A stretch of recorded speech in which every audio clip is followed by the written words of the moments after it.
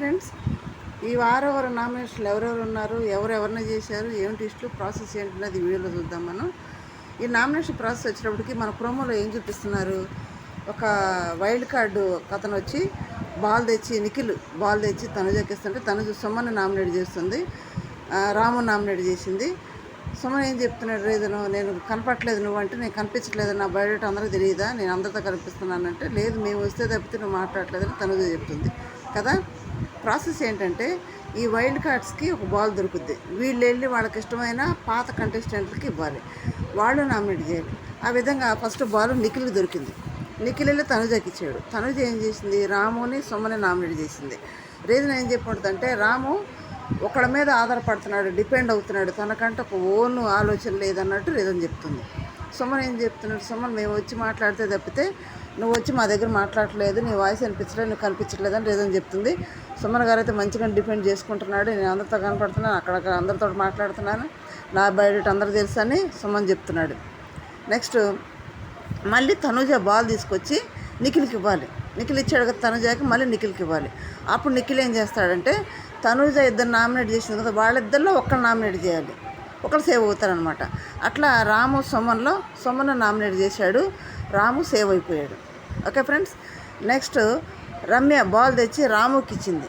రాము ఏం చేశాడు, డెమాన్ని రీతు నామినేట్ చేశాడు, ఎందుకంటే బెలూన్ గేమ్లో ఫౌల్ ఆడారు కదా, వాళ్ళిద్దరు నామినేట్ చేశాడు.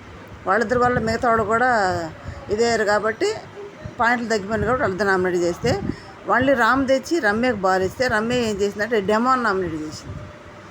చూడండి ఏ ట్విస్ట్, రమ్మ నామినేట్ చేస్తే ఏం చెప్తుంది, నువ్వు ఫిజికల్ అయితే ఆడతావు కానీ నీ బ్రెయిన్ ఆడలేవు, నువ్వు బ్రెయిన్తో ఆలోచించలేవు అనే మాటకి బుర్రలేదని మొహాన్ని అనేస్తుంది. బాగానే జరుగుతున్నాయి. నెక్స్ట్ మాధురికి బాల్ దొరికితే రీతుకి ఇస్తుందంట. రీతుకి ఇస్తే రీతు ఏం చేస్తుంది, దివ్యాని భరణి నామినేట్ చేసిందంట. ఎందుకంటే దివ్య ఫేక్ అని చెప్పింది కదా రమ్య, నామినేట్ చేసిందంట. భరణి గారు ఏమో సేఫ్ గేమ్ ఆడుతాను నామినేట్ చేసిందంట. ఎందుకంటే రీతుకు మాట ఇచ్చి కూడా హెల్ప్ చేయాలి భరణి గారు, అది కడుపులో ఉన్నట్టుంది, నామినేట్ చేసిందంట. అయితే మాధురి బాల్ తెచ్చి మళ్ళీ రీతు మాధురికి ఇస్తే మాధురి మళ్ళీ దివ్య నామినేట్ చేసిందంట. ఎందుకంటే తను ఫేక్గా ఉంటుందని, తనకు ఇష్టమైన వాళ్ళతోటే ఉంటుందని రీజన్ చెప్పిందంట.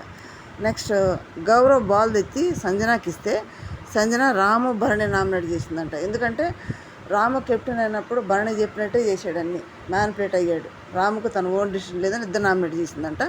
మళ్ళీ సంజన బాల్ తెచ్చి గౌరవ్కి ఇస్తే గౌరవ్ భరణిని నామినేట్ చేశాడంట, ఎందుకు సేఫ్ గేమ్ ఆడుతున్నాడని.